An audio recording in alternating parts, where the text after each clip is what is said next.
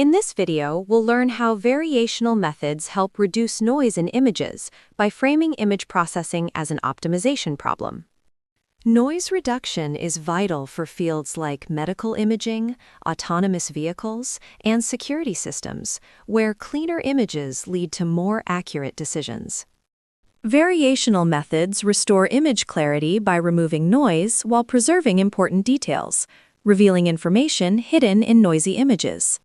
Variational methods frame image processing as an optimization problem, minimizing an energy function where noise increases the energy. The energy function penalizes noise and promotes smoothness, balancing fidelity to the original image with gradual pixel transitions. Once the energy function is defined, optimization algorithms adjust pixel values to minimize it, gradually producing a cleaner image. A key application of variational methods is image denoising, removing noise while preserving important features like edges and textures.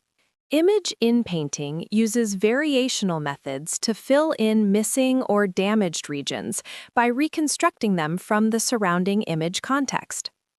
Variational methods make computer vision more robust by handling noisy and imperfect data, leading to more reliable results in real-world situations.